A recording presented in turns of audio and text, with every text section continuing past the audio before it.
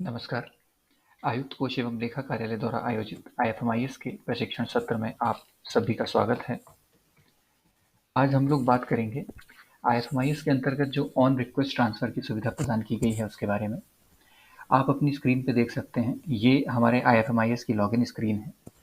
इसमें लॉगिन करने के लिए आप आपकी जो यूजर आईडी है, जिसको हम कर्मचारी कोड या कोषालय कोड भी बोलते हैं, ट्रेजरी कोड, उसका आप उपयोग कर सकते हैं। उसके साथ में आपको आपके पासवर्ड को एंटर करना है। अगर आप अपना पासवर्ड भूल गए हैं तो आप फॉरगॉट पासवर्ड की लिंक पे जाके अपने पासवर्ड को रीसेट कर सकते हैं। और मान लीजिए अगर आपको आपके पासवर्ड को रीसेट करने में किसी प्रकार की कठिनाई आती है तो आप अपने डीडीओ से संपर्क करके अपने पासवर्ड को रीसेट करवा सकते हैं। अगर आपको आपका कर्मचारी कोड भी नहीं पता है तो आपका डीडीओ जो है वो आपको आपके कर्मचारी कोड भी प्रदान करेंगे और आपका पासवर्ड फर्स्ट टाइम रीसेट करके भी डीडीओ प्रदान कर सकते हैं। अब हम आईएफएमआईएस में लॉगिन करते हैं। मैंने एक एम्प्लॉय के लॉगिन से यहाँ पे लॉगिन किया है टेस्ट एनवायरनमेंट में। यहाँ हम देख सकते हैं इनका जो पद है असिस्टेंट ग्रेड 3 वो प्रदर्शित हो रहा है और इनका वर्तमान पदस्थापना का जो कार्यालय है वो यहाँ पे प्रदर्शित हो रहा है। ऑनलाइन आवेदन करने के लिए मैं इनके लॉगिन पे जो HRMIS का टैब मुझे दिखाई दे रहा है, इस पे मैं कर्सर ले जाता हूँ तो मुझे एम्प्लॉय सेल्फ सर्विसेज मॉड्यूल दिखाई देता है। जब मैं इस एम्प्लॉय सेल्फ सर्विसेज मॉड्यूल को ओपन करता हूँ तो यहाँ सर्विस रिक्वेस्ट के अंतर्गत ऑन रिक्वेस्ट ट्रांसफर लाइट करके एक फंक्शनैलिटी मुझे दिखाई देती है। अब मैं इस फंक्शनैलिटी को ओपन करूंगा। यही हमारी ऑन रिक्वेस्ट ट्रांसफर की प्रोसेस है। इसमें आप देख सकते हैं सबसे पहले एम्प्लॉय डिटेल्स में एम्प्लॉय की बेसिक डिटेल्स यहाँ प्रदर्शित होती हैं। इसके बाद कॉन्टैक्ट डिटेल्स में मोबाइल नंबर और ईमेल आईडी दिखाई देता है। यहाँ पे लिखा भी हुआ है, कृपया मोबाइल नंबर एवं ईमेल आईडी के सही होने की पुष्टि कर लें। अगर ये सही नहीं है तो फिर आपको ईएसएस में जाके चेंज एम्प्लॉय प्रोफाइल के माध्यम से सही मोबाइल नंबर और ईमेल आईडी की एंट्री करना आवश्यक है। इसके बाद नीचे करंट पोस्टिंग की डिटेल दिखाई दे रही है। यहाँ पे करंट पोस्ट जो है, करंट डिपार्टमेंट, जहाँ ऑफिस पे जिस ऑफिस में ये पदस्थ हैं वो प्रदर्शित हो रहा है। इसके बाद from date and to date यहाँ पे दिखाई दे रही है। यहाँ जो ध्यान देने की चीज़ है वो यहाँ से शुरू होती है। ये जो सेलेक्ट चॉइसेस फॉर ट्रांसफ़र है जिसके अंतर्गत यहाँ पेरेंट डिपार्टमेंट दिखाई दे रहा है। पेरेंट डिपार्टमेंट का अर्थ है आपका मूल विभाग।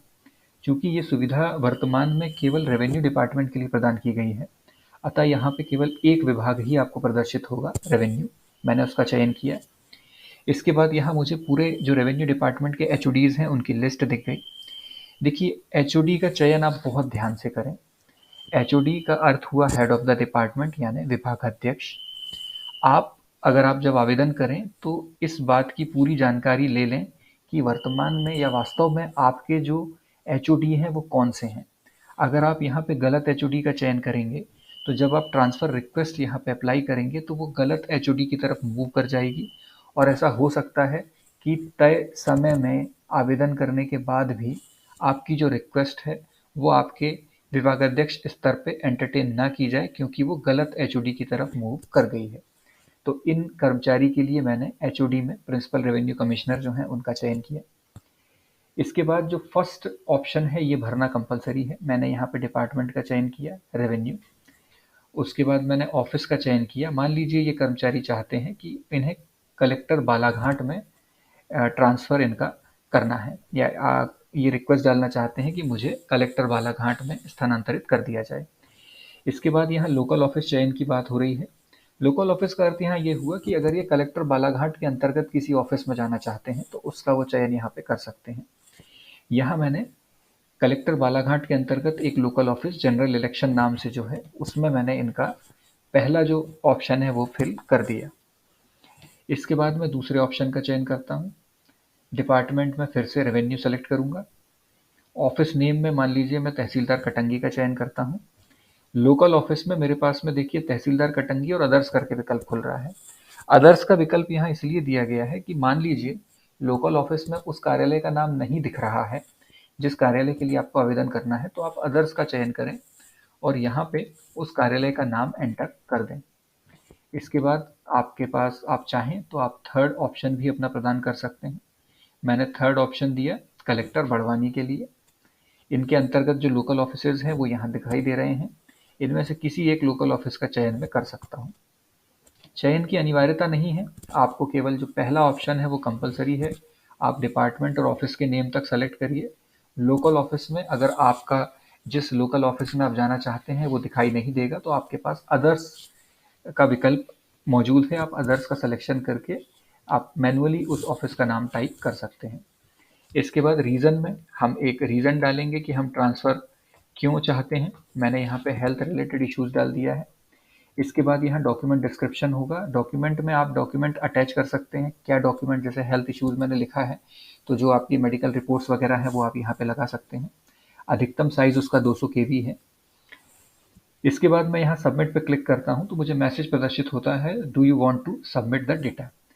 अगर आप एक बार क्रॉस चेक करना चाहते हैं तो कैंसिल पे क्लिक करके आप चेक कर लीजिए कि आपने सही एचओडी का चयन किया है या नहीं। आपका फर्स्ट ऑप्शन वास्तव में आपने वो भरा है या नहीं जहां आप अप्लाई करना चाहते थे। इसके बाद आप सबमिट पे क्लिक करते हैं।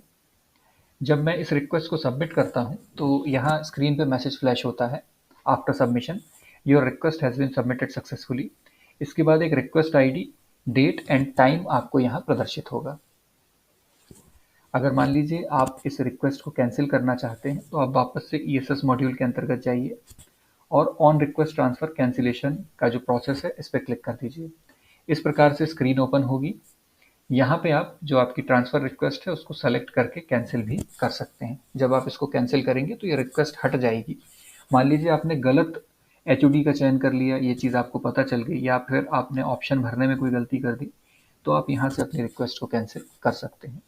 तो ये पूरी प्रोसेस थी जिसमें आपको लॉगिन और उसके बाद ऑनलाइन ट्रांसफ़र किस प्रकार से करना है उसको मैंने समझाने का प्रयास किया है। आगे के जो 2 वीडियोज़ हैं इसी सीरीज़ के, उसमें हम लोग समझेंगे कि जो डीडीओ है यानी आहरण एवं संवितरण अधिकारी, उनके स्तर पे क्या कार्रवाइयाँ की जानी है और जो आपके विभाग अध्यक्ष हैं उनके स्तर पे किस प्रकार से इस ट्रांसफ़र को प्रोसेस किया जाना है।